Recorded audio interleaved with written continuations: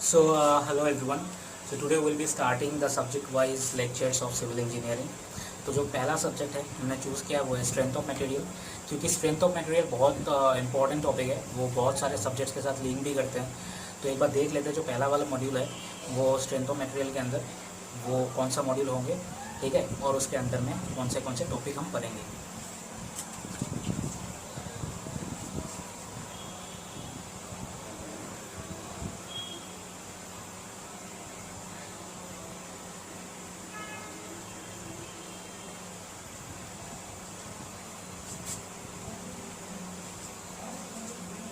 तो आपने देख लिया है शायद टॉपिक्स थोड़ा ज़्यादा हो गया है ना, थोड़ा ज़्यादा हो गया।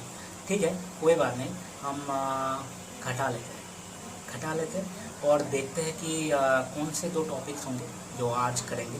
ठीक है, चलिए।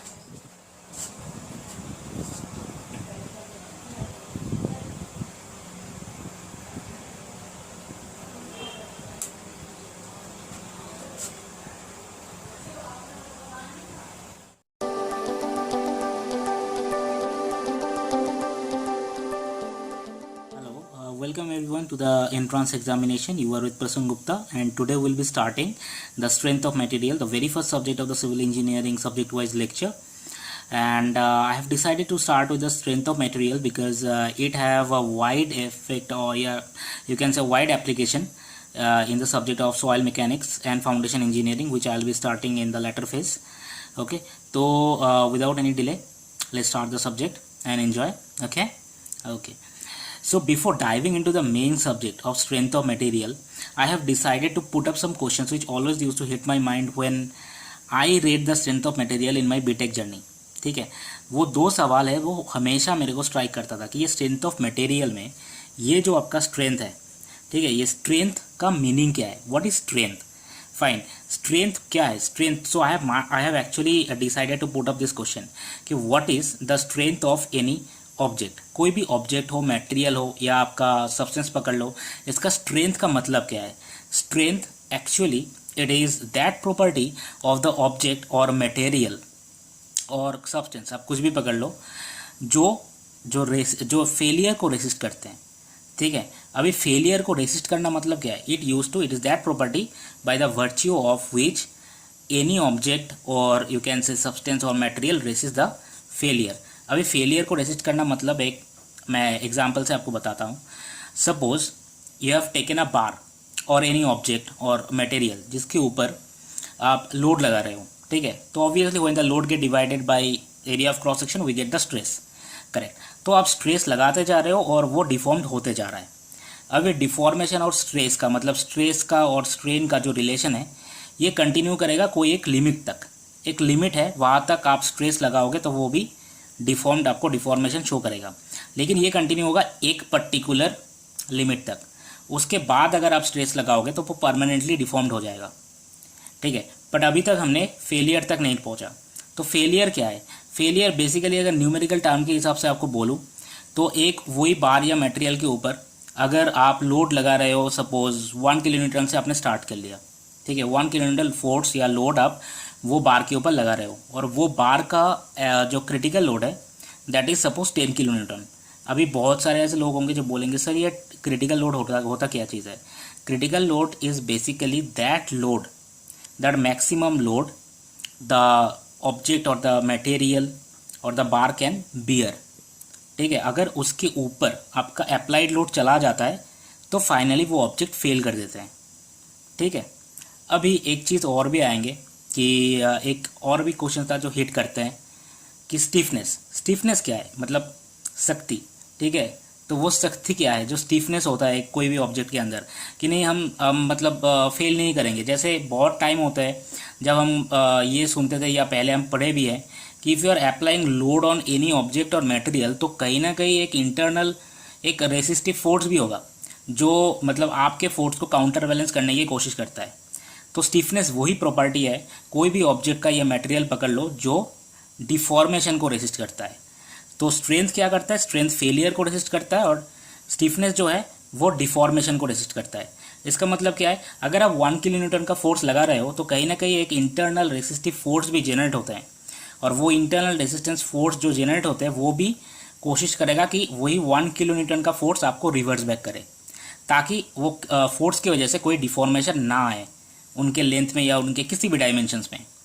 ठीक है, तो हमको क्या पता लग गया अभी तक? Strength we already know, and then आपका स्टिफनेस अभी पता लग गया। अभी एक और चीज़ देखेंगे कि strength of material. Now we are this is the name of the subject that we are studying और वी विल स्टडी। तो ये जो स्ट्रेंथ ऑफ मटेरियल है, स्ट्रेंथ ऑफ मटेरियल क्या है? एक्चुअली स्ट्रेंथ ऑफ मटेरियल वो ब्रांच है engineering mechanics का, ठीक है, जो डील करते हैं फोर्सेस से, एनर्जी से, और जो इफेक्ट ये फोर्स और एनर्जी करते हैं अपने एक डिफॉर्मेबल बॉडी के ऊपर। ठीक है, जैसे मान लो सपोज हमने एक बार कंसीडर किया है, बार का नाम हमने ए बी दे दिया, और इसके ऊपर में या इसके साइड में एक लोड हमने मतलब जो खिंचाव लोड होता है, ठीक है, वो लगा देते हैं। ठीक है, तो ये बार है, इसका लेंथ एल है, और दोनों तरफ से खिंचाव हमने कर दिया, जनरेट कर दिया कि एक पुल फोर्स पी जो आउटवर्ड की तरफ है वो हमने कर दिया। अभी फोर्स मतलब बहुत 5 टाइप के फोर्स होते हैं, वो हम अगले मतलब ये लेक्चर्स के बाद में पढ़ते हैं कि 5 टाइप के फोर्स क्या है। अभी सिर्फ ये लोड मान लेते कि लोड है जो आउटवर्ड की तरफ है, पुल फोर्स। ठीक है, अभी जो ये पुल फोर्स ये आपके बार के ऊपर लगेगा, तो बार या ऑब्जेक्ट या मटेरियल कोई भी पकड़ लो ना, ये सारे चीज़ ना एक मॉलिक्यूलर डेवलपमेंट से होता है। मतलब एक अंदर में ना बहुत सारे लेयर्स होते हैं एटॉमिक पार्टिकल्स का। ठीक है, तो जो इंजीनियरिंग के टर्म में या मान लो स्ट्रेंथ ऑफ मटेरियल के टर्म में हम किसी भी वो मटेरियल ऑब्जेक्ट या बार का ना अंदर वाला जो लेयर होता है एटम्स का, उनको हम फाइबर बोलते हैं। क्या बोलते हैं? फाइबर्स। ठीक है, जैसे मान लो ये वाला drawing, look it very nicely.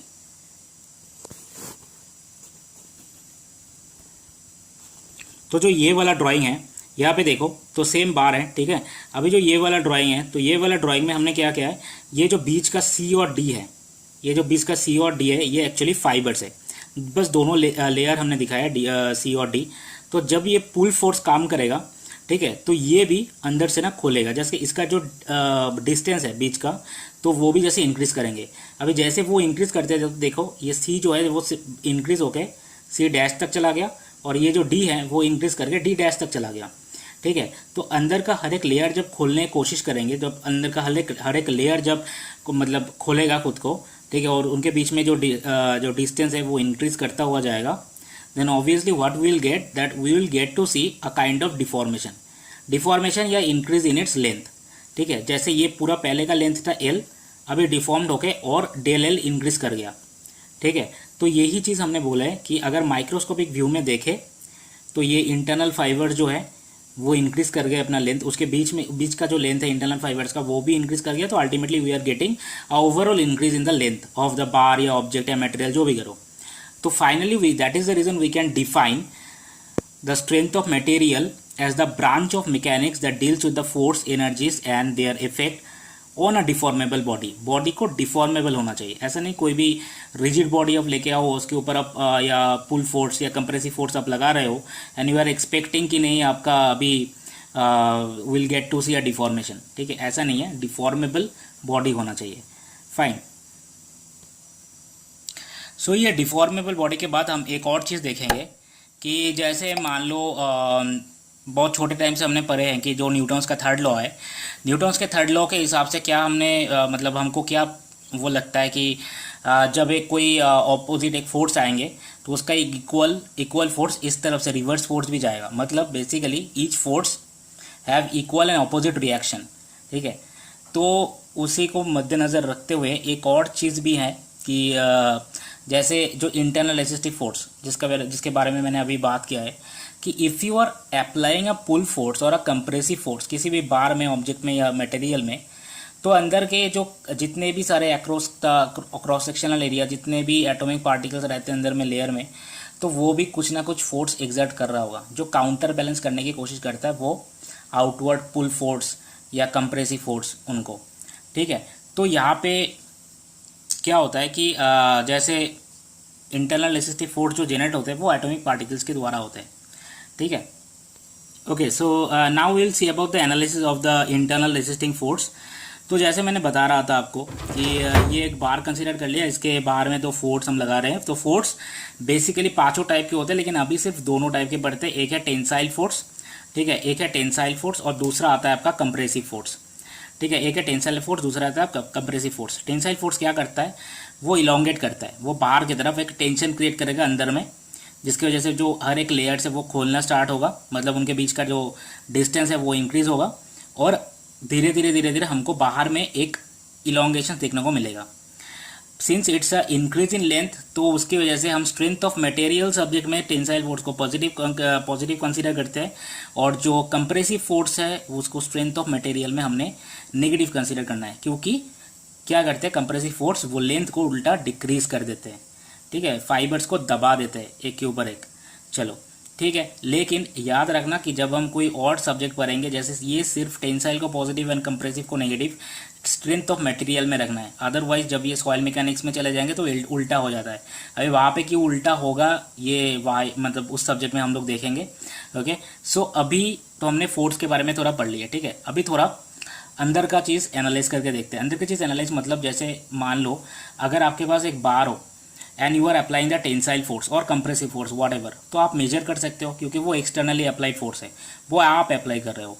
ठीक है, लेकिन ऐसे जो इंटरनल फोर्स है, मतलब जो जिसके बारे में मैं बोल रहा था इंटरनल रेसिस्टिंग फोर्स, ठीक है, वो इंटरनल रेसिस्टिंग फोर्स क्या है, वो ऑब्वियसली काउंटर बैलेंस करेंगे आपके एक्सटर्नली अप्लाइड फोर्स को। तो जो आपका इंटरनली अप्लाइड फोर्स है, वो इंटरनली अप्लाइड फोर्स को ऐसे हम मेजर नहीं कर सकते क्योंकि वो बॉडी के अंदर होता है, ताकि वो रेसिस्टेंस को डिफॉर्मेशन को रेसिस्ट कर पाए। ठीक है, तो लेकिन इस चीज़ को हम मेजर तो नहीं कर सकते, लेकिन कैलकुलेट ज़रूर कर सकते कि कितना इंटरनल रेजिस्टेंस फोर्स लग रहा होगा। उसके लिए ना हम एक कंसेप्ट इंट्रोड्यूस कर रहे हैं, उसका कंसेप्ट का नाम है मेथड ऑफ सेक्शन। ठीक है, चलिए देखते हैं मेथड ऑफ सेक्शन चीज़ है क्या। ओके,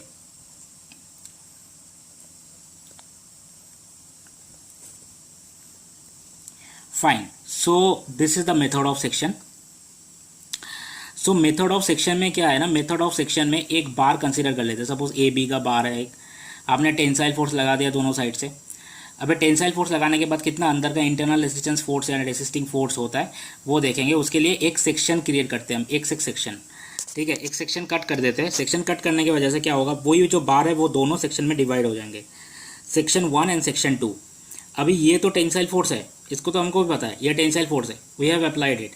अंदर का मतलब यहाँ पे इस साइड का टेंसाइल फोर्स है, इस साइड में जो इंटरनल रेजिस्टिंग फोर्स अप्लाई होगा वो इंटरनल रेजिस्टेंस फोर्स एफ है। ठीक है, we have considered it as F. चलो अभी जो इस साइड का जो सेकंड वाला सेक्शन होगा, ये बाहरी साइड में obviously we have applied a tensile force. ठीक है, we have applied a tensile force, और उसके काउंटर बैलेंस करने में जो इंटरनल रेजिस्टेंस फोर्स जनरेट होंगे वो भी टेंसाइल इन नेचर होगा, वो इस साइड में एफ। ठीक है, वो एफ है। ओके फाइन, अभी देखते आगे हम क्या करते हैं इसके। Okay, so now we will see one very important thing कि ये जो एफ है, जो हमने इंटरनल रेजिस्टिंग फोर्स है, ठीक है, तो वो तो काउंटर बैलेंस कर रहा होगा आपका टेंसाइल फोर्स को या कंप्रेसिव फोर्स जो भी आपने लगाया है। तो अभी ये चीज़ देखेंगे, कोई भी मटेरियल हो, ऑब्जेक्ट हो या बार हो, उसको अगर आपको स्टैटिक इक्विलिब्रियम कंडीशन में रखना है, ठीक है, तो आपको 6 इक्वेशन को हमेशा दिमाग में रखना होगा। अगर इफ़ यू मतलब कोई भी स्ट्रक्चरल मेंबर को if you want to keep it in static equilibrium, you can see that I have already written that in order to keep any structural member in a static equilibrium conditions, then 6 equations are there which you need to always keep in mind. वो ये है कि summation of f equals to 0, जो पहला वाला है summation of f equals to 0, इसका मतलब क्या है, normal in practical approach we have 3 dimensions x y और z। तो x y z तीनों एक्सिस के अलोंग जितने भी फोर्स लग रहे होंगे, summation of all those forces should be equal to 0। जैसे summation of fx equals to 0, summation of fy equals to 0, summation of fz equals to 0। Similarly goes with the moment। Moment भी तीनों axis के along जितने भी moment लग रहे होंगे, जैसे x y और z, मतलब जैसे summation of mx, summation of my, summation of mz, all should be equated to 0। ठीक है, so we have got the 6 main equilibrium equation you can say of कि स्टैटिक इक्विलिब्रियम कंडीशन में रखने के लिए कोई भी स्ट्रक्चरल मेंबर को कौन सी इक्वेशन हमको फॉलो करना है। ठीक है, अभी वापस चले जाते हैं मेथड ऑफ सेक्शन में। हमने क्या किया था, मेथड ऑफ सेक्शन में एक बहुत से मतलब एक एल लेंथ के एक बार को हमने बीच से काटा था ताकि we can calculate the internal resistance force.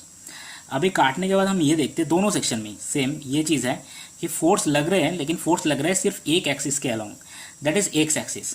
ठीक है, तो एक एक्सिस के अलोंग अगर फोर्स लग रहे हैं and we need to keep this structural member in static equilibrium condition, तो हम कौन सा इक्वेशन लगाएंगे? सिंपल एम एफ एक्स जो है, एफ एक्स वाला जो इक्वेशन है यही लगाएंगे, क्योंकि फोर्स तो सिर्फ एक्स डायरेक्शन के अलोंग है। ठीक है, तो we consider this equation that is F X summation of F X equals to 0, मतलब एक्स एक्सिस के अलोंग जितने भी फोर्सेस है वो इक्वेट करे जाएंगे जीरो के साथ। So P minus F equals to 0। ठीक है, so P minus F equals to 0 and finally get that P is equals to F. इसका मतलब क्या है? इसका मतलब ये है simple, if you want to keep a bar in a आपका static equilibrium condition, then the applied force or you can say sorry the internal resisting force should be equal to the applied force। ठीक है, internal resisting force जो है वो applied force से equal होना चाहिए, तभी आपका जो बार है या ऑब्जेक्ट है आपने कंसीडर किया था वो स्टैटिक इक्विलिब्रियम कंडीशंस में आएंगे, नहीं तो नहीं आएंगे। Correct, okay. अभी थोड़ा डीपर एनालिसिस में चले जाते हैं। किसके डीपर एनालिसिस? डीपर एनालिसिस में जाएंगे ये इंटरनल रेजिस्टेंस फोर्स का। So here in the deeper analysis of the internal resisting force, इसमें क्या करेंगे, जो बड़ा सा बार हमने मतलब कंसीडर किया था वो बार का एक छोटा सा सेक्शन हम उठा लेंगे। ठीक है, इसको हम सी डी और मान लिए। ठीक है, अभी ये जो पार्ट है ये पार्ट है एरिया ऑफ क्रॉस सेक्शन, ये पूरा जो पार्ट है ये एरिया ऑफ क्रॉस सेक्शन है। इसका जो ये यहाँ पे आप ट्राइंगल का शेप में जो आप देख रहे हो, ट्राइंगल शेप में, ये बेसिकली एक छोटा सा एलिमेंटल एरिया है। ये पूरा है cross section, total cross sectional area जिसको हमने ए माना है। ठीक है, और ये छोटा सा पोर्शन है एक एलिमेंटल एरिया। ठीक है, एलिमेंटल एरिया जो हम डेल ए मान लिए है। तो यहाँ से जितने भी फोर्स एग्जर्ट कर रहा होगा ये आपका एलिमेंटल एरिया से, वो टोटल फोर्स को हमने डेल एफ मान लिया है। ठीक है, अभी क्या है कि ये चीज़ है कि मैंने तो एक्चुअली बहुत शॉर्ट में लिखा है इस चीज़ को, but you people need to write it correctly and nicely. ठीक है, तो मैं एक बार इंग्लिश में पूरा बोल देता हूँ how you should write it. You should write it at like considered a small section of a bar, okay, where the total area of cross section is A, and let us consider a small elemental area that is del A, and the forces that is being exerted by the atomic particle from that elemental area be del F।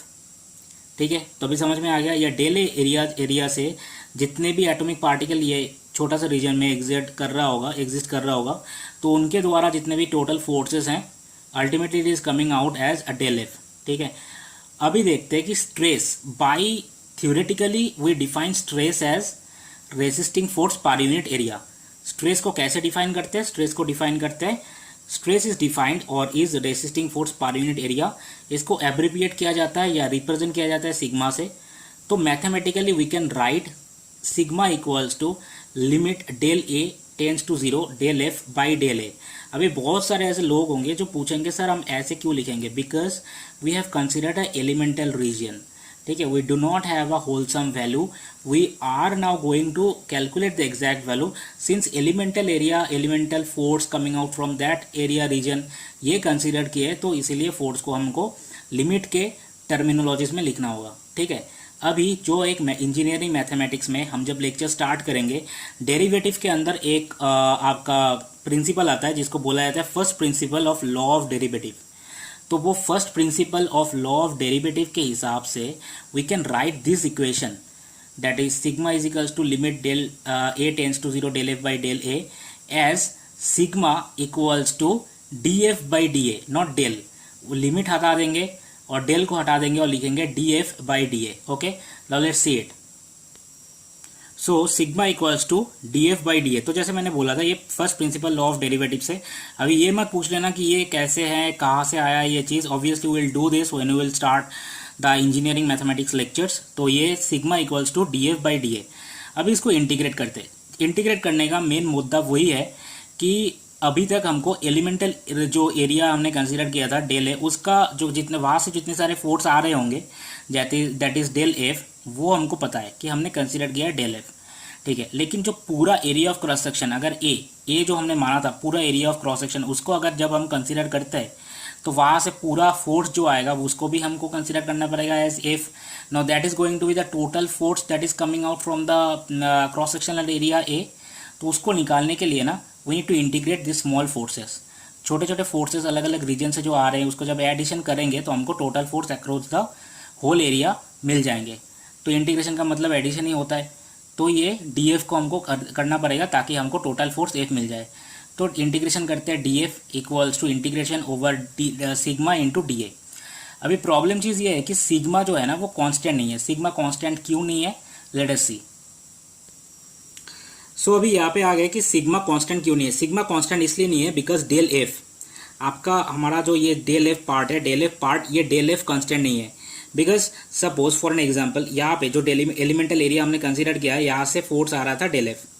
अभी अगर ये area छोड़ के यहाँ पे आ जाते हैं, यहाँ पे आ जाते हैं, ये जो डेल एफ है ना ये बेसिकली डिपेंड करता है नंबर ऑफ एटॉमिक पार्टिकल्स के ऊपर कि वो रीजन में कितने सारे एटॉमिक पार्टिकल्स हैं. अगर ज़्यादा है तो ज़्यादा फोर्स निकलेंगे, अगर कम एटॉमिक पार्टिकल है तो कम मतलब फोर्स हमको मिलेंगे.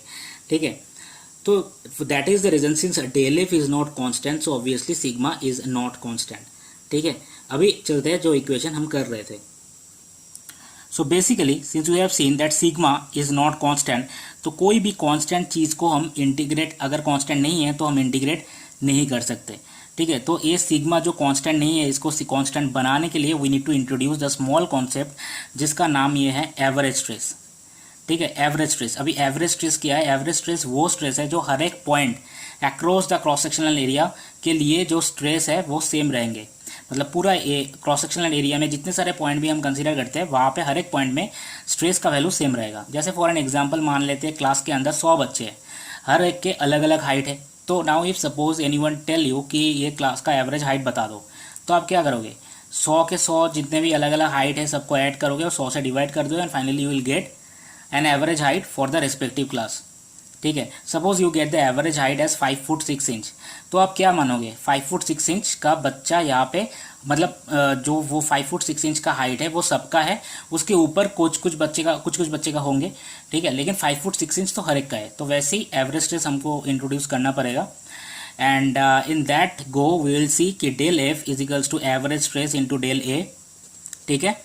और इसको इंटीग्रेट करेंगे तो will get F is equals to average stress into A और average stress is equals to F by A is equals to P by ए.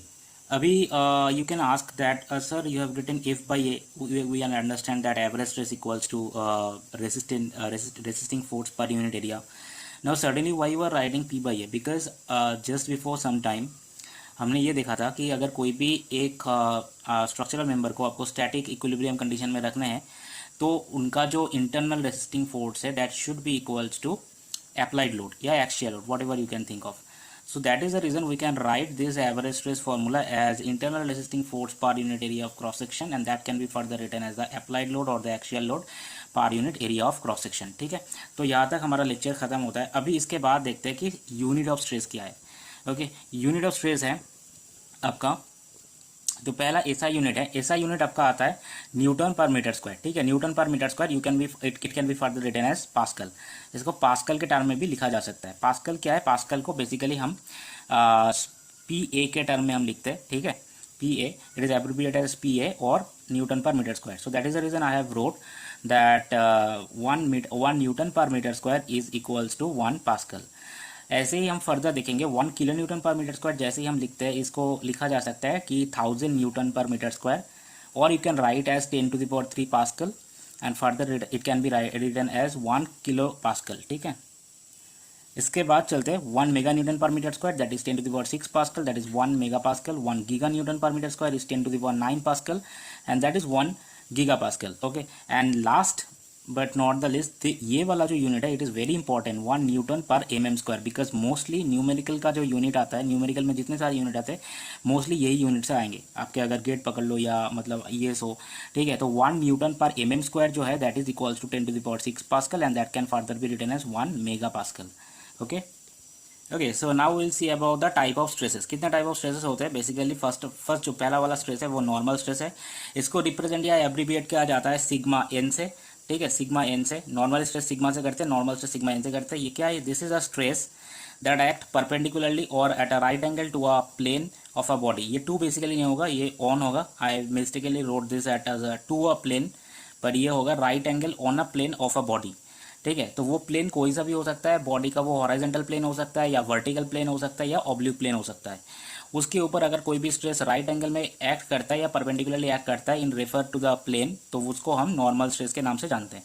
जैसे ये अगर बॉडी का प्लेन ऐसा वर्टिकल है, ये वर्टिकल प्लेन है बॉडी का, ठीक है, तो इसके ऊपर ये परपेंडिकुलरली जो हॉराइजेंटल डायरेक्शन में ये स्ट्रेस एक्ट कर रहा है, इसको हम नॉर्मल स्ट्रेस बोलते हैं। अगर बॉडी का प्लेन हॉराइजेंटल है तो ऑब्वियसली वो नॉर्मल स्ट्रेस परपेंडिकुलरली एक्ट करेगा। अभी for an example take an oblique plane. Oblique plane क्या होता है, जैसे अगर ये पूरा बॉडी है ना, इसके रिस्पेक्ट में अगर कोई भी प्लेन हॉराइजेंटल के साथ थीटा एंगल बनाता है, ठीक है, हॉराइजेंटल के साथ, तो वो प्लेन को ऑब्लिक प्लेन बोला जाता है। जैसे यहाँ पे एक्स प्लेन मैंने कंसीडर किया है, तो इसके ऊपर अगर perpendicularly eight a right angle कोई भी स्ट्रेस काम करता है तो वो उसको नॉर्मल स्ट्रेस बोलते हैं। और यहाँ पे जो थीटा है ना, जो मैंने बोला है कि ऑब्लिक प्लेन एक हॉराइजेंटल के साथ एक एंगल बनाता है, ठीक है, तो ये थीटा को ऑब्लिक्यूटी बोला जाता है। क्या बोला जाता है? ऑब्लिक्यूटी। अभी ऑब्लिक्यूटी क्या है? Obliquity is an angle that this oblique plane makes with the horizontal. ठीक है, अभी इसके बाद देखते हैं नॉर्मल स्ट्रेस हमने देख लिया। नॉर्मल स्ट्रेस का भी एक सब पार्ट आता है। सब पार्ट ये है कि जो लॉन्गिट्यूडिनल स्ट्रेस है ना, ठीक है, जो लॉन्गिट्यूडिनल स्ट्रेस है, this is a longitudinal stress, तो ये है आपका नॉर्मल स्ट्रेस का एक सब पार्ट। लॉन्गिट्यूडिनल स्ट्रेस को हम सिग्मा से रिप्रेजेंट करेंगे, मतलब खाली सिग्मा से रिप्रेजेंट करेंगे। It is a type of the normal stress that acts along the longitudinal axis और परपेंडिकुलर टू द एरिया। जो लॉन्गिट्यूडिनल एक्सिस होता है बॉडी का, लॉन्गिट्यूडिनल एक्सिस के बराबर वो एक्ट करेगा, या जो बॉडी का एरिया ऑफ क्रॉस सेक्शन होता है, यहाँ पे मैंने बार लिखा है, आप बार या मटेरियल या बॉडी कुछ भी चूज कर सकते हो, इसके जो एरिया ऑफ क्रॉस सेक्शन है उसके रिस्पेक्टिव में परपेंडिकुलरली एक्ट करेंगे। ठीक है, तो अभी देखते हैं, सपोज एक आपने एक बॉडी बार या बार आपने चूज कर लिया है। इट इज़ बेसिकली, मैंने 2D में बनाया, आपको शायद ये वर्टिकल दिख रहा होगा, but you need to consider और imagine it as it is a horizontal. ठीक है, ये हॉराइजेंटल है। अभी हॉराइजेंटली सपोज हमारा जो कोऑर्डिनेट एक्सिस होते हैं, प्रैक्टिकल अप्रोच में कितने कोऑर्डिनेट एक्सिस होते हैं? 3 कोऑर्डिनेट एक्सिस। एक होता है एक्स एक्सिस, एक होता है आपका जैसे ये वाई एक्सिस हो गया, एक आता है आपका एक्स एक्सिस और एक आता है आपका जेड एक्सिस। ठीक है, तो जो एक्स एक्सिस के बराबर में जो बॉडी के अंदर से जो एक्सिस पास होता है उसको बोलते हैं लॉन्गिट्यूडिनल एक्सिस, मतलब the axis that is parallel to the X axis in the coordinate system, उसको लॉन्गिट्यूडिनल एक्सिस बोलते हैं। तो उसके बराबर में या उसके पैरेलल में जो भी स्ट्रेस एक्ट कर रहा है, चाहे वो टेंसाइल हो या कंप्रेसिव हो, उसको लॉन्गिट्यूडिनल स्ट्रेस बोलते हैं। या फिर बॉडी के जो एरिया ऑफ क्रॉस सेक्शन है उसके रेस्पेक्टिव में अगर परपेंडिकुलरली कोई स्ट्रेस एक्ट कर रहा है, ठीक है, तो उसको भी बोलते हैं लॉन्गिट्यूडिनल स्ट्रेस।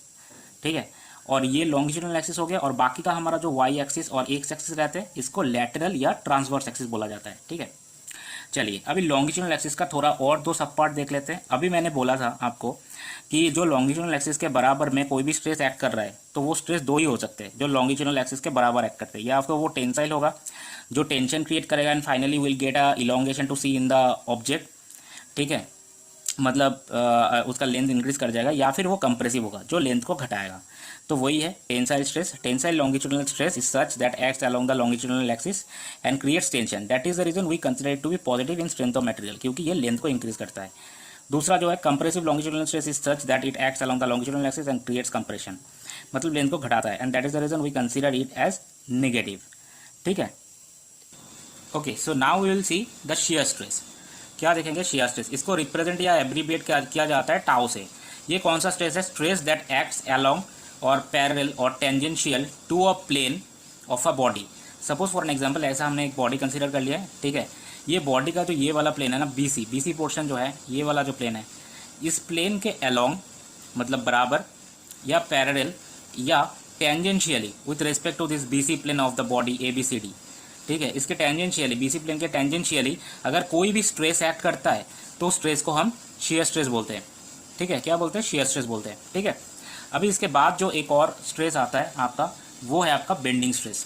क्या है? Bending stress. And bending stress को हम FB के साथ रिप्रेजेंट करते हैं, ऐसे रिप्रेजेंट करते हैं, F_B। ठीक है, ये ऐसा स्ट्रेस है जो बॉडी को बेंड करने के लिए मजबूर कर देगा, एंड फाइनली जो बॉडी के अंदर से जो एक एक्सिस पास होता है, जो न्यूट्रल एक्सिस हम बोलते हैं, उसके ऊपर वाले पोर्शन में ये कंप्रेशन क्रिएट करवाएगा एंड नीचे वाले पोर्शन में ये टेंशन क्रिएट करवाएगा। ठीक है, जैसे मान लो ये बॉडी का फिगर है, ऐसे हम ये स्ट्रेस ऐसे एक्ट करेगा कि बॉडी बेंड होता जाएगा एंड फाइनली न्यूट्रल एक्सिस के ऊपर कंप्रेशन आएगा एंड न्यूट्रल एक्सिस के नीचे टेंशन जोन आएगा। ठीक है, तो ऐसे स्ट्रेस को हम बेंडिंग स्ट्रेस के नाम से जानते हैं। बेंडिंग स्ट्रेस को रिप्रेजेंट कर सकते हैं F suffix B is equals to M by Z. अभी एम जो है ना ये है टोटल मोमेंट जो बॉडी में क्रिएट होगा, क्योंकि स्ट्रेस एक्ट कर रहा है, बॉडी बेंड हो रहा है, तो ऑब्वियसली एक साइड में आपका एंटी क्लॉकवाइज मोमेंट आएगा, दूसरे साइड में आपका क्लॉकवाइज मोमेंट आएगा। तो वही है M, that is the total moment in the body by section modulus. अभी ये जो सेक्शन मॉड्यूलस है, फिर मोमेंट को कैसे कैलकुलेट करना है, फिर बेंडिंग स्ट्रेस कहाँ पे यूज़ होता है, क्या एप्लीकेशन है बेंडिंग स्ट्रेस का। फिर इसके बाद एक और देखेंगे जो बियरिंग स्ट्रेस आता है, जो आपके स्टील स्ट्रक्चर सब्जेक्ट में जो नट्स एंड बोल्ट का चैप्टर है वहाँ पे ज़्यादातर यूज़ होता है। तो ये बेंडिंग स्ट्रेस और जो बियरिंग स्ट्रेस है वो सब हम पढ़ेंगे, ठीक है, अगले वाले चैप्टर्स में सब हम पढ़ेंगे। And will naturally will slow मतलब bit by bit will clear up with all the concept, ठीक है। अभी इसके बाद ना एक देखते हैं कि एक स्पेशल कंसेप्ट आता है। स्पेशल कंसेप्ट क्या है? स्पेशल कंसेप्ट है नॉर्मल स्ट्रेस या shear, normal stress and shear stress का। किसी भी बॉडी के ऊपर normal stress and shear stress कैसे वो एक्ट होते हैं एक साथ दोनों, ठीक है, वो हम देखेंगे। लेकिन अभी ये जो डायग्राम है थोड़ा कम्प्लेक्स हो गया है। फाइनली अगर मैं ऐसे समझाऊँ आपको शायद आप ना समझ पाओ, तो इसकी वजह से पहले हम क्या करते हैं ना, ऐसे जो डायग्राम है मैंने ये कैसे बनाया, ये नॉर्मल स्ट्रेस और शियर स्ट्रेस एक साथ कैसे एक्ट कर रहे हैं बॉडी के ऊपर, ठीक है, तो वो पहले देख लेते हैं। तो मेरे साथ एक बार आप ये जो वीडियो का स्पीड है वो कम करके एक बार मेरे साथ वो डायग्राम बना लो। डायग्राम बनाने के बाद जब आप समझ जाओगे कि नॉर्मल स्ट्रेस और शियर स्ट्रेस कैसे एक्ट करते हैं, तो उसके बाद we will dive into the mathematical expression, ठीक। So this is a body that we are making. First of all एक बॉडी बना लो, ठीक है, okay. Now let's draw oblique plane. एक ऑब्लिक प्लेन ड्रॉ करते हैं ऐसे, जिसको एक सेक्स नाम दे दो सेक्शन को, ठीक है। बॉडी को थोड़ा एक्सटेंड कर देते ताकि इट शोज कि नहीं you have drawn suppose a bar और समथिंग लाइक दैट। इसको नेमिंग कर देते ए बी, फिर आपका सी एंड डी, फाइन। अभी ये बॉडी हो गया और ऑब्लिक प्लेन हमने दिखा लिया। अभी एक आता है कि आपका लॉन्गिट्यूडनल एक्सिस, या ये कह सकते हैं कि जो एक्सिस एक्स एक्सिस के बराबर है, तो लॉन्गिट्यूडनल एक्सिस भी हमने ड्रॉ कर लिए, ठीक है। अभी सपोज ये बॉडी के ऊपर कोई कंप्रेसिव स्ट्रेस लग रहा है, मतलब कंप्रेसिव लॉन्गिट्यूडनल स्ट्रेस, वो स्ट्रेस जो ये लॉन्गिट्यूडनल एक्सिस के बराबर हो। सो पी से मार्क करते वो लॉन्गिट्यूडनल स्ट्रेस को, मतलब सॉरी कंप्रेसिव स्ट्रेस को। तो इस साइड में लगे, अभी इस साइड में हम एक और ड्रॉ कर देते हैं। अभी ये जो कंप्रेसिव स्ट्रेस है ना, ठीक, एक्चुअली ये लग रहा है आपके ऑब्लिक प्लेन के ऊपर। ये बॉडी में जो आपका ऑब्लिक प्लेन हमने ड्रॉ किया है एक्स एक्सिस में, सॉरी ये एक्स एक्स जो सेक्शन है, ये जो ऑब्लिक प्लेन हमने ड्रॉ किया इसके ऊपर ये आपका कंप्रेसिव स्ट्रेस लग रहा है, ठीक है, पी कंप्रेसिव स्ट्रेस। और ये जो कंप्रेसिव स्ट्रेस है ना, ये एक्ट कर रहा है थीटा एंगल पे। It's not that a normal stress कि जो परपेंडिकुलरली एक्ट कर रहा है या टेंजेंशियल स्ट्रेस, नो, ये आपका कंप्रेसिव स्ट्रेस है जो थीटा एंगल में एक्ट कर रहा है ऑब्लिक प्लेन के ऊपर। और जो ये ऑब्लिक प्लेन है वो तो है ही आपका थीटा एंगल बना रहा है ये हॉराइजॉन्टल प्लेन के साथ, बॉडी का जो हॉराइजॉन्टल प्लेन है, बिकॉज इट इज़ इट्स ऑब्लिक्यूटी, जो एंगल के ऊपर ये ऑब्लिक प्लेन इंक्लाइंड है, ठीक है।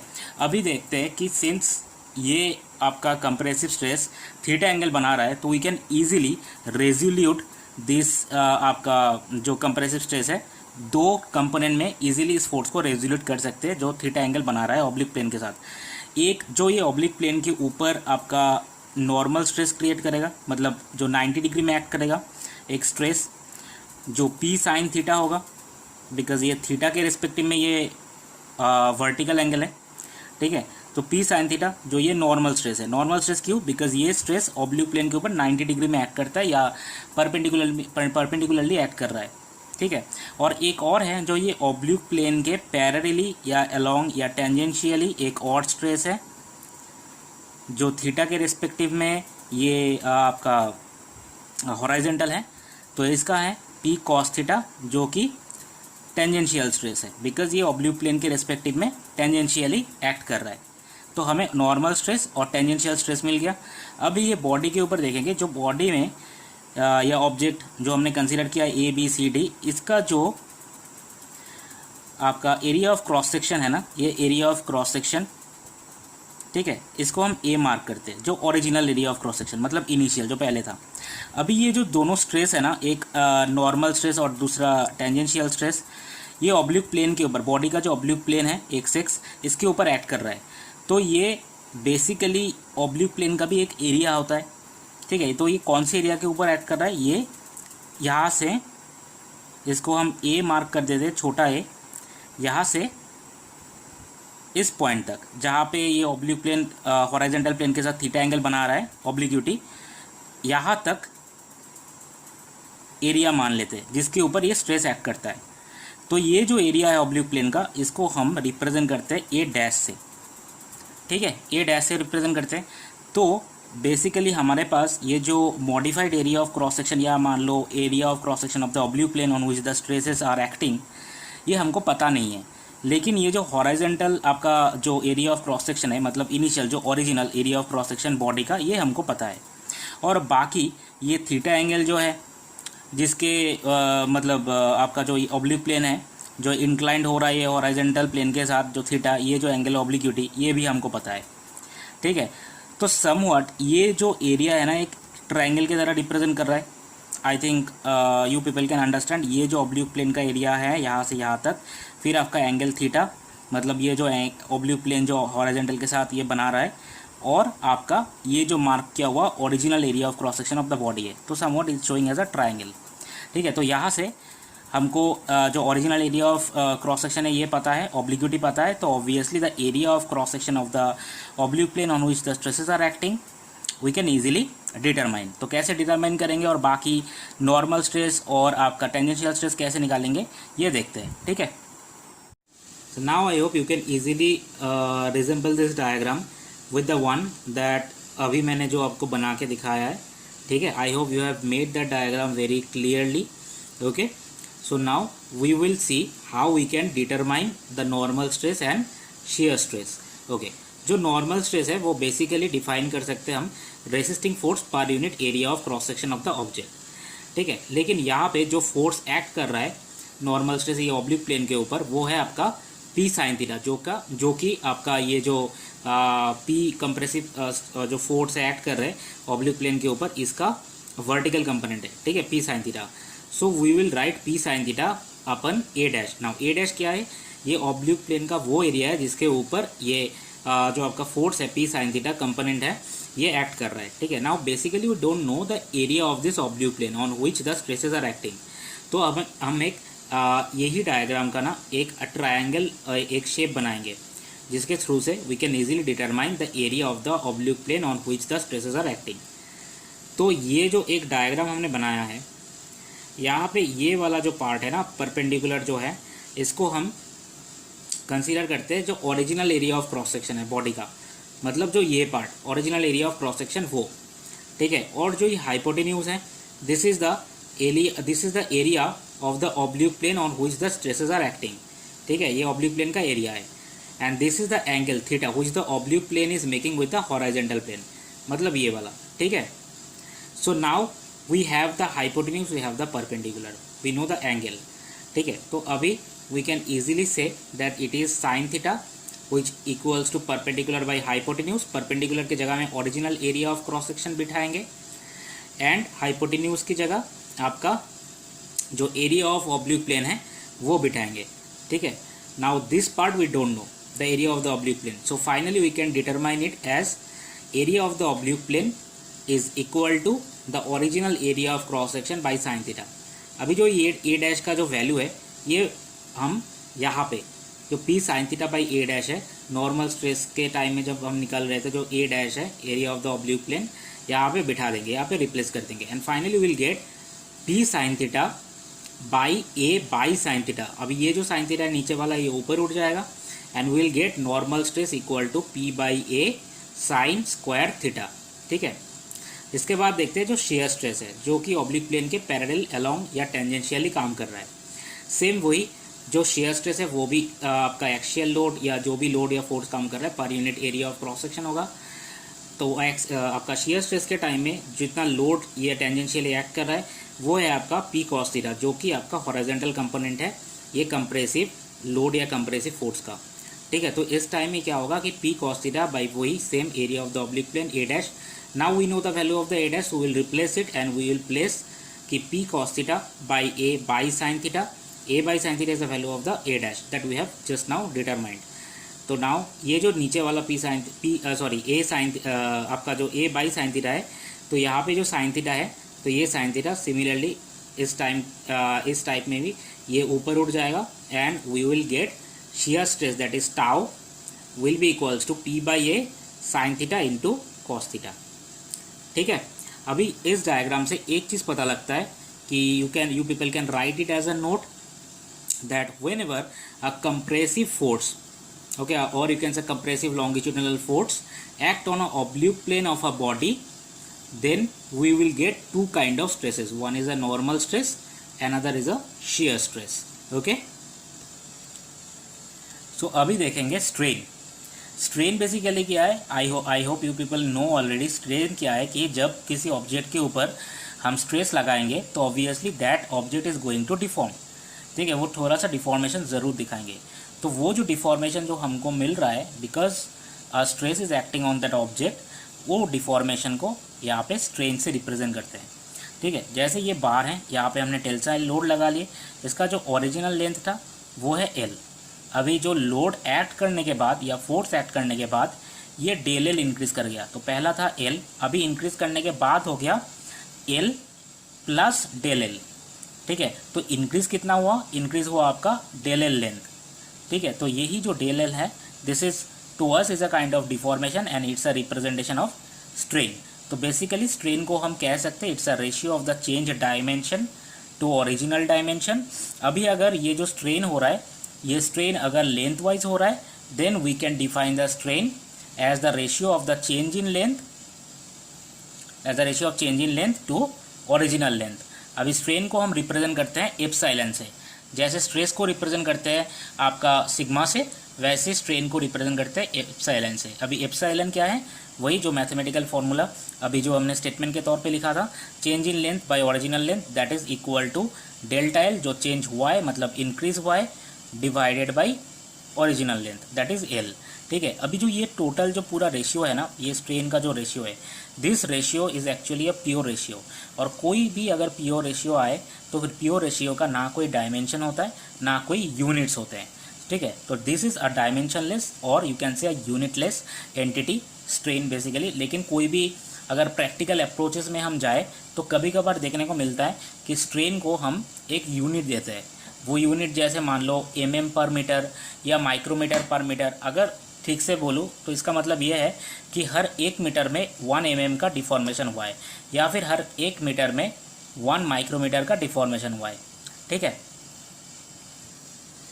Now this are some points that I have jotted down because it's one of the very important point जो आपको हर एक बुक्स या नोट्स में नहीं मिलेंगे, but you need to keep all this points in your mind. it's might help you in in your ES examination और जो state PCS वगैरह है भाई कभी कभार पूछ लेते हैं। जैसे स्ट्रेन जो है, strain is a observable characteristics, क्योंकि अगर किसी लोड या किसी स्ट्रेस की वजह से हमें डिफॉर्मेशन दिख रहा है ना बॉडी में, तो डिफॉर्मेशन हो रहा है बॉडी में, तो वो डिफॉर्मेशन दिखता है बाहर से। ठीक है, अगर कंसिडरेबली लार्ज है ना तो वो आपको नेकेड आई से भी दिख जाएगा स्ट्रेन। और strain thus we can say it's a measure of deformation, मतलब जितना भी डिफॉर्मेशन हो रहा है वो डिफॉर्मेशन रिप्रेजेंट करते हैं स्ट्रेन, कितना स्ट्रेन हो रहा है बॉडी के अंदर। ठीक है, लेकिन ऑन द अदर हैंड जो हमारा जो स्ट्रेस है, ये स्ट्रेस को कभी भी हम मेजर नहीं कर सकते, लेकिन हाँ स्ट्रेस को कैलकुलेट ज़रूर किया जा सकता है, वो भी constitutive equation and compatible equation से। Now you people might ask me कि ये sir constitutive equation and compatible equation क्या है। It is basically an equation that represent all the cases of a situation. एक सिचुएशन के अंदर जितने भी केसेस है सबको रिप्रेजेंट करता हुआ एक इक्वेशन, वो है कंस्टिट्यूटिव या कंपैटिबल इक्वेशन।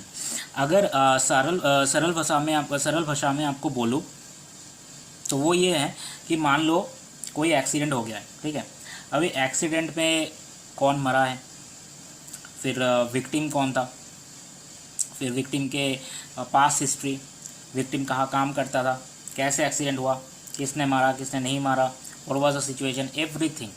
तो ये है स्कैटर्ड केसेस वो सिचुएशन के ऊपर। अगर सारे केसेस को ले आके एक फाइल में डाल दिया जाए, then you will get that file जिसके अंदर में पूरे सिचुएशन का हर एक केसेस वो दिया हुआ है। ठीक है, तो basically this equation also resemble that case file only. तो इसीलिए अगर स्ट्रेस एंड स्ट्रेन के एग्जाम में मैं बोलूँ, मतलब आपका ये स्ट्रेंथ ऑफ मटेरियल के सब्जेक्ट के हिसाब से मैं बोलूँ, then you can easily give this as an example कि stress strain behaviour of a material, एक मटेरियल का स्ट्रेस स्ट्रेन बिहेवियर। बिकॉज अगर आप force system of a material बोलते हो तो वो सिर्फ फोर्स, कितने फोर्स लग रहे हैं, कितने फोर्स आउटपुट है, रिजल्टेंट फोर्स क्या है, ठीक है, तो उसी के साथ डील करेगा। कितना मोमेंट है, मटेरियल किस चीज़ से बना है, कब ये फेल्ड करेगा, ये चीज़ नहीं वहाँ पे मेंशन किया होगा, ठीक है। But in stress strain behaviour of a material if you से दिस देन ऑब्वियसली मटेरियल के ऊपर कौन सा स्ट्रेस लग रहा है, स्ट्रेस कैसे लग रहा है, ओके तो उसके बाद उसके कॉरस्पॉन्डिंग स्ट्रेन क्या मिल रहा है हमको, तो मटेरियल किस चीज़ से बना है, मटेरियल का upper yield point, lower yield point, elastic limit, fracture point सब मिल जाएंगे।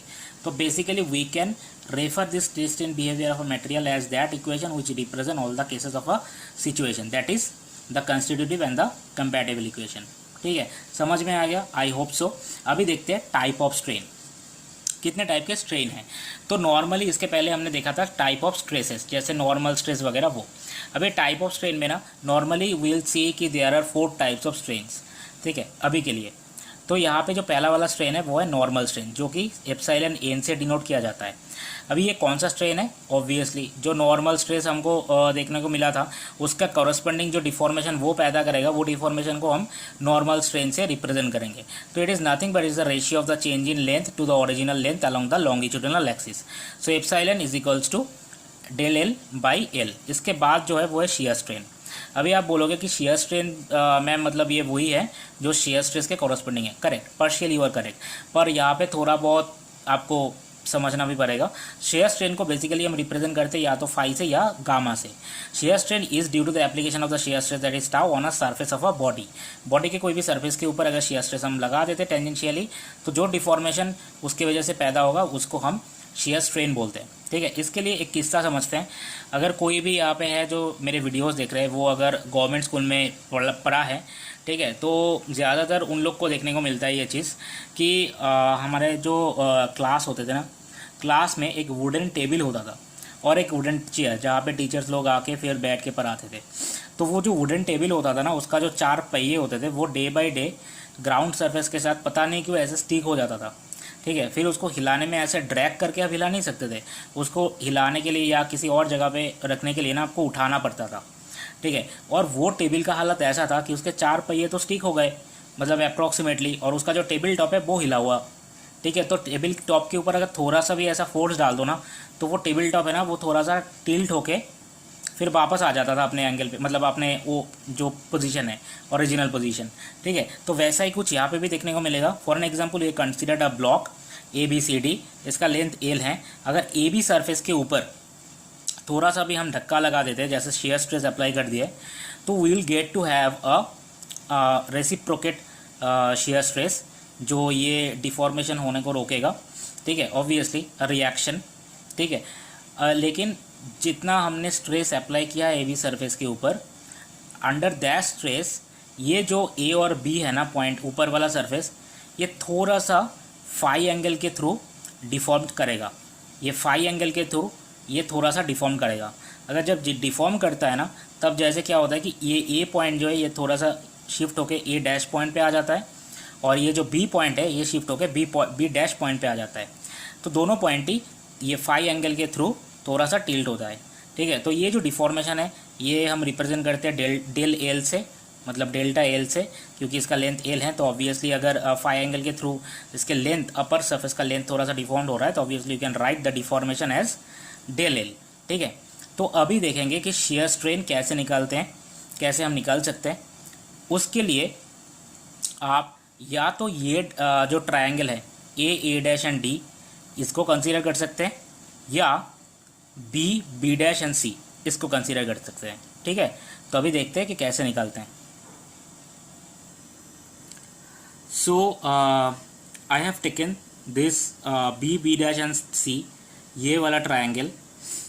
तो ये वाला ट्रायंगल में हम क्या करेंगे कि अगर tan फाई करते हैं, जो कि परपेंडिकुलर बाय बेस है, एंड फाई के रेस्पेक्टिव में परपेंडिकुलर B डैश है, एंड जो इसका बेस है वो होगा BC। तो we have the B dash as del L and BC as the length of the block which is equal to tan phi. अभी क्या है ना, जो फाई एंगल जिसके थ्रू से ये टिल्ट हो रहा है सरफेस, बहुत ही छोटा एंगल है। इसके ऊपर में अगर tan का वैल्यू बिठा दोगे तो वो वैल्यू नेग्लिजिबल के बराबर आएगा, मतलब बहुत ही छोटा। इसके लिए tan phi को हम रिप्रेजेंट कर सकते हैं सिर्फ phi से, ओनली phi। तो therefore we get phi equals to del L by L। तो यहाँ तक हमारा जो शेयर स्ट्रेन है वो ख़त्म होता है। इसके बाद आता है लैटरल स्ट्रेन, ठीक है। लैटरल स्ट्रेन कौन सा था? लैटरल स्ट्रेन एक like it's a my favourite topic I would say, क्योंकि यहाँ पे क्या होता है ना, नॉर्मली अगर मान लो एक ब्लॉक तुमने पकड़ लिया है, ये वाला, ठीक है, ये ब्लॉक, तो ये ब्लॉक अगर एक एक्सिस के बराबर है, एक एक्सिस का कहने का मेरा मतलब है, suppose we have 3 axis in a coordinate system, जो x, y एंड z। अगर कोई भी ब्लॉक को आप एक एक्सिस के पैरेलल बिठा दो तो उसके अंदर से जो एक्सिस पास होता है उसको लॉन्गिट्यूडिनल एक्सिस बोला जाता है, और यही बॉडी के रिप्रेजेंट में जो बाकी दोनों एक्सिस है y और z, इसको लैटरल या ट्रांसवर्स बोला जाता है, ठीक है। तो अगर ये बॉडी के ऊपर टेंसाइल फोर्स हम लगा देते हैं तो इसका जो लेंथ है वो थोड़ा डिफॉर्म्ड होकर del L हो जाएगा, del L इंक्रीज करेगा, ठीक है। We have already seen this example lot many times. अभी यही डायग्राम को ना थोड़ा सा टिल्ट कर देते हैं, यही ऑब्जेक्ट को एक एक्सिस में ना रख के थोड़ा सा टिल्ट कर देते हैं, एंड अभी हम ये लैटरल एक्सिस के थ्रू से देखेंगे, ठीक है। लैटरल एक्सिस के थ्रू से देखेंगे तो यही ब्लॉक आपको कुछ ऐसा देखने को मिलेगा। फाइन, अभी जो ये ब्लॉक है इसका लेंथ है L, और ये जो A और B आपको दिख रहा है ये है इसका विड्थ, ठीक है। अभी अगर ये ब्लॉक के ऊपर हम दोबारा वो टेंसाइल फोर्स लगा दे दोनों साइड में PP, ठीक है, तो हम 2 केसेस हमको देखने को मिलेंगे। पहला केसेस ये है कि जब हम टेंसाइल फोर्स लगा रहे हैं तो इसका लेंथ इंक्रीज होता रहेगा, और जैसे ही इसका लेंथ इंक्रीज होता रहेगा इसका जो विड्थ है वो डिक्रीज करता हुआ जाएगा। मतलब when the length increases due to tensile force, width और लैटरल डायमेंशन डिक्रीजेस। और जो सेकेंड केस है वो ये है, जब अगर टेंसाइल फोर्स के बदले हम कंप्रेसिव फोर्स लगा दें, then the length of the bar और the object will decrease and the width will increase. That is the reason ये जो लैटरल स्ट्रेन है जो हम एप्सिलॉन d से रिप्रेजेंट करते हैं, तो we will write it in mathematically as the change in lateral dimension to the original lateral dimension, ठीक है। अगर इसको बेटर समझने के लिए एक प्रैक्टिकल एग्जाम्पल है वो लेके देखते हैं, ठीक है। प्रैक्टिकल एग्जाम्पल में हमने कोई बार नहीं रखा, हमने रॉड कंसीडर किया हुआ है, ठीक है। AB रॉड है, इसका लेंथ है L और डायमीटर है D, ठीक है, D इसका डायमीटर है। अभी ये तो एक्स एक्सिस के बराबर है, इसको हम लैटरल एक्सिस के मतलब अगर लैटरल एक्सिस के थ्रू से देखें तो कुछ ऐसा देखने को मिलेगा। तो ये जो नीचे है इसका लेंथ है ये वाला, और ये वाला इसका डायमीटर। हम अप्लाई कर रहे हैं कंप्रेसिव स्ट्रेस, ठीक है, क्योंकि टेंसाइल का तो पता है डिक्रीज करेगा डायमीटर, तो एक का केसेस दिखा रहा हूँ, दूसरा केसेस बना लेना आप। तो ये कंप्रेसिव फोर्स हमने अप्लाई कर रहा है, ठीक है। कंप्रेसिव फोर्स जैसे अप्लाई करेंगे इसका लेंथ धीरे धीरे छोटा होता रहेगा और इसका डायमीटर बड़ा होता रहेगा, ठीक है। तो अगर इनिशियल डायमीटर D है और कंप्रेसिव फोर्स लगाने के बाद, यानी कि मतलब लेंथ छोटा होने के बाद डायमीटर अगर इंक्रीज करके कुछ इतना मतलब बड़ा हो गया डायमीटर, और फाइनल डायमीटर अगर D डैश है, पहला डायमीटर D था, फाइनल डायमीटर D डैश है, इंक्रीज कितना हुआ? Obviously final minus the initial, मतलब D डैश माइनस D। तो वही बोला है हमने कि if compression occurs length decreases and finally diameter if it becomes D dash, तो इंक्रीज होगा डेल्टा D, जो कि D डैश मतलब final diameter minus initial diameter जो कि D है, इसको इनिशियल या ओरिजिनल कुछ भी बोल सकते हो। तो अगर यही कंपोनेंट को हम बिठा दें इसके और जो फार्मूलाज है मैथमेटिकल फार्मूला इसमें, देन वी विल गेट कि epsilon D equals to change in lateral dimension कितना है, डेल D मतलब D dash minus D by original lateral dimension, that is D जो पहले था, ठीक है। तो ये हो गया आपका practical example and lateral strain का चीज़ें, ठीक है। ओके, तो इसके बाद आता है आपका वॉल्यूमेट्रिक स्ट्रेन। वॉल्यूमेट्रिक स्ट्रेन अभी इतना पढ़ने की ज़रूरत नहीं है, बस डेफिनेशन देख लो। It's the change in volume to the original volume of the body. Normally ये सब मल्टी एक्सियल लोडिंग में देखने को मिलेगा। रिप्रेजेंट किया जाता है इसको एप्सिलॉन V से, change in volume by original volume. Multi axial loading हम देखेंगे कम्प्लेक्स स्ट्रेस एंड स्ट्रेन के टॉपिक में, जहाँ पे तीनों डायरेक्शन से अगर फोर्स लग रहा है। Normally simple stress and strain में ना जो चैप्टर हम कर रहे हैं यहाँ पे यूनी एक्सियल या एक्सियल लोड ही का मतलब लेके चलते हैं, ठीक है। लेकिन जब कॉम्प्लेक्स स्ट्रेस एंड स्ट्रेन आएंगे वहाँ पे वो भी देखेंगे कि अगर कोई भी ऑब्जेक्ट के ऊपर तीनों डायरेक्शन या तीनों एक्सिस के अलोंग अगर कोई फोर्स काम कर रहा है तो कैसे कंप्यूट करेंगे हम उसको, कैसे उसको निकालेंगे उसके वैल्यू, ठीक है। तो वो बोलते हैं मल्टी एक्सियल लोडिंग। तो उसके टाइम में हम volumetric strain, change in volume, ये सब पढ़ेंगे। चलिए अब अगले टॉपिक में देखते हैं। टॉपिक का नाम है Hooke's law. It's most of like सबका फेवरेट टॉपिक होता है ये। तो हुक्स लॉ जो है, हुक्स लॉ इट्स नथिंग, कुछ का इसका आइडिया मैंने आपको स्ट्रेंथ पढ़ाते हुए दिया था।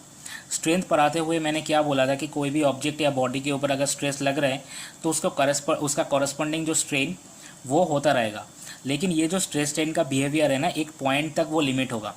वो पॉइंट के बाद अगर स्ट्रेस इंक्रीज हो जाए तो वो परमानेंटली डिफॉर्म्ड हो जाएगा वो बॉडी, तो वापस अपने जगह पे अपने ओरिजिनल शेप एंड साइज वो रिगेन नहीं कर सकता even though you remove the load, ठीक है। तो यही हुक्स लॉ बोलते हैं कि within the elastic limit stress is directly proportional to strain. तो लिमिट क्या है? लिमिट है इलास्टिक लिमिट, ठीक है। तो अभी हुक्स लॉ का ये जो स्टेटमेंट है, हुक्स लॉ का स्टेटमेंट से पहले कुछ एजम्पशंस किए जाते हैं, ठीक है। तो वो एजम्पशंस एक बार देख लेते हैं। तो जो पहला एजम्पशन है वो ये है कि chemical composition of a material should be constant through out. इसका मतलब ये है कि सपोज ये बार हमने कंसिडर किया है, जो ए पॉइंट है ना, ए पॉइंट में सपोज फुल केमिकल कंपोजिशन है जो होना चाहिए रिक्विसाइट, लेकिन जैसे लेंथ के वाइज हम बराबर आगे बढ़ते जाएंगे तो इसका केमिकल कंपोजिशन भी घटता जाएगा। ऐसा नहीं होना चाहिए। केमिकल कंपोजिशन ए में जो होना चाहिए वो ही बी में भी होना चाहिए and through out the length वो सेम होना चाहिए, यूनिफॉर्म होना चाहिए, ठीक है। जो सेकेंड पॉइंट है वो ये बोलते हैं कि there should be no change in temperature of material during loading, कि कोई भी ऑब्जेक्ट के ऊपर जब लोड अप्लाई कर रहे हैं तभी ऑब्जेक्ट का टेम्परेचर को हमको ना बढ़ाना है ना इंक्रीज करना है, कोई भी चेंज नहीं होना चाहिए। बिकॉज हम अक्सर देखते कि टेम्परेचर के साथ स्ट्रेन का एक रिलेशन हम इसके बाद पढ़ेंगे। तो अगर हम टेम्परेचर को बढ़ा या घटा देते हैं ना तो उसका इफेक्ट डायरेक्टली स्ट्रेन के ऊपर, डिफॉर्मेशन के ऊपर पड़ेगा। That is the reason why this assumption is made. अभी जो थर्ड नंबर है वो है कि नो स्ट्रेस कंसंट्रेशन, कोई भी स्ट्रेस कंसंट्रेशन नहीं होना चाहिए and the body should be perfectly smooth. अभी प्रैक्टिकल अप्रोच में तो ये पॉसिबल नहीं है कि बॉडी परफेक्टली स्मूथ हो, लेकिन लगभग जितना स्मूथ हो सकता है वही लेना है और स्ट्रेस कंसंट्रेशन नहीं होना चाहिए। स्ट्रेस कंसंट्रेशन क्या है ये हम इस वीडियो के लास्ट में पढ़ेंगे, सो अभी के लिए मार्क कर दो इसको, ठीक है। और लास्ट वाला जो पॉइंट है वो ये है कि मटेरियल डिफॉर्मेबल होना चाहिए। ऑब्वियसली मटेरियल को डिफॉर्मेबल होना चाहिए। मटेरियल अगर स्टीफ और रिजिड हो जाए then we cannot get the required deformed result, ठीक है। Okay, now there are some relationships. अभी ये जो रिलेशनशिप्स हैं ये हुक्स लॉ से ही आया कि stress is directly proportional to strain. अगर स्ट्रेस नॉर्मल है तो नॉर्मल स्ट्रेन हम ले सकते हैं, अगर शेयर स्ट्रेस है तो शेयर स्ट्रेन लेंगे। अभी देखेंगे कि अगर बीच का जो ये कांस्टेंट प्रोपोर्शनलिटी है इसको हटा देंगे तो क्या आता है, ठीक है। तो पहला ये रिलेशन लेते हैं कि stress is directly proportional to strain. इसके बीच का जो कांस्टेंट प्रोपोर्शनलिटी है इसको हटा देंगे and we will get what, capital E. Capital E क्या है? कैपिटल ई रिप्रेजेंट करता है यंग मॉड्यूलस या मॉड्यूलस ऑफ इलास्टिसिटी को। और सिमिलरली शेयर स्ट्रेस और शेयर स्ट्रेन के बीच में जो कांस्टेंट प्रोपोर्शनलिटी है इसको हटाएंगे तो will get the capital G, जो रिप्रेजेंट करता है मॉड्यूलस ऑफ रिजिडिटी को। तो we can easily define this capital E or Young's modulus as the ratio of stress to strain, and we can similarly define this modulus of rigidity, that is G, as a ratio of shear strain upon shear strain, ठीक है। आगे बढ़ते हैं। इसके बाद देखेंगे कि एक इक्वेशन है y equals to mx plus C. अभी ये इक्वेशन जो है ना ये एक स्ट्रेट लाइन इक्वेशन है, करेक्ट। जो हम अक्सर जो छोटे टाइम में ज्योमेट्री वगैरह पढ़ते थे वहाँ पे ये टाइप का इक्वेशन हम हरदम देखते थे कि y equals to mx plus C. इसका मतलब क्या है? ये जो c है ना ये इंटरसेप्ट है, ठीक है। c का मतलब है इंटरसेप्ट और m जो है वो y और x कर्व या मान लो xy कर्व का जो स्लोप होता है वो है m। तो डायग्राम कैसे बनेगा? जैसे मान लो x और y एक कर्व हमने ड्रॉ कर लिया या xy कर्व, जो भी बोलो, yx कर्व या xy कर्व। ये जो c है इसका इंटरसेप्ट है and this is the line, straight line, और इसका जो स्लोप है वो है m। तो वैसा ही कुछ सिमिलर इक्वेशन हमको देखने को मिलता है आपका स्ट्रेस एंड स्ट्रेन में, ठीक है। जैसे ये equation stress equals to Young modulus into strain, इसमें अगर +0 हम लगा दें and we compare this with the straight line equation, इसका मतलब क्या है? c इज़ इक्वल टू 0, मतलब कि कोई इंटरसेप्ट नहीं होगा और वाई एक्सिस के बराबर आपका स्ट्रेस सिग्मा मतलब स्ट्रेस आएगा, एक्स एक्सिस के मतलब एक्स एक्सिस के जगह पे स्ट्रेन आएगा, एंड फाइनली ये स्ट्रेस स्ट्रेन कर्व का जो स्लोप है वो होगा E, that is the Young modulus. तो चलिए एक बार देखते हैं ग्राफ कैसे बनता है। सो हमने तो इक्वेशन देख लिया था। अभी अगर स्ट्रेस और स्ट्रेन कर्व पुट करते हैं तो जैसे कोई इंटरसेप्ट नहीं था, and straight line will get and will have the slope of the stress strain curve as Young modulus. और ये एक पॉइंट मैंने ड्रॉ किया है जिसका नाम है लिमिट ऑफ प्रोपोर्शनैलिटी। अभी आपको लगेगा लिमिट ऑफ प्रोपोर्शनैलिटी है क्या? लिमिट ऑफ प्रोपोर्शनैलिटी बेसिकली वो पॉइंट है जहाँ तक जो हुक्स लॉ है वो वैलिड करता है, ठीक है। लेकिन हमने तो पढ़ा था हुक्स लॉ में कि वो इलास्टिक लिमिट तक है। करेक्ट, आपने गलत नहीं पढ़ा था, लेकिन ये जो है ना ये एक्चुअली मटेरियल के ऊपर डिपेंड करता है। अगर आपके पास डक्टाइल मटेरियल है, मतलब एग्जांपल के तौर पे हम ले सकते हैं माइल्ड स्टील, तो इसके लिए limit of proportionality, elastic limit and yield point ये सारा सेम है, ठीक है। लेकिन अगर आपके पास मटेरियल ब्रिटेल हो, जैसे एग्जांपल में रबर या कंक्रीट, ठीक है, उसके लिए elastic limit and limit of proportionality अलग होते हैं। लिमिट ऑफ प्रोपोर्शनैलिटी थोड़ा नीचे प्लेस किया जाता है इलास्टिक लिमिट से, और जो स्ट्रेस स्ट्रेन का बिहेवियर है इस मटेरियल के टाइम में वो स्ट्रेस स्ट्रेन का बिहेवियर इलास्टिक लिमिट तक शो करेगा, लिमिट ऑफ प्रोपोर्शनैलिटी तक नहीं, इलास्टिक लिमिट तक, ठीक है। ओके, नाउ आगे बढ़ते हैं। आगे हमने एक कंपैरिजन किया है। कंपैरिजन क्या है? दो मटेरियल के बीच, material A and material B, ठीक है, इनके बीच क्या देखेंगे कि लोड जो हम इन दोनों मटेरियल के ऊपर लगा रहे हैं ना, अप्लाई कर रहे हैं, दोनों का लोड सेम रखेंगे, P A equals to P B.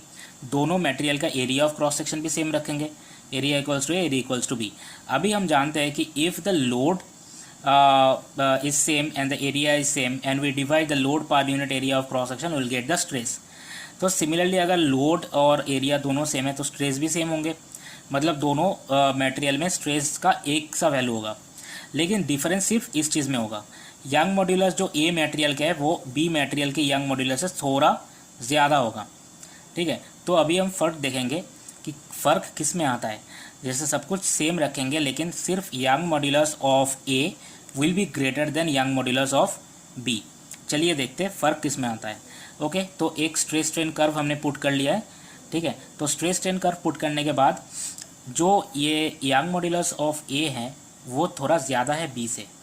अभी सिंस ये थोड़ा बी से ज़्यादा है तो ऑब्वियसली ये कर्व थोड़ा स्टिफ कर्व होगा। लेकिन सिंस ये बी वाला जो यंग मॉड्यूलस है वो थोड़ा सा कम है वैल्यू, तो ये स्लैंट कर्व होगा।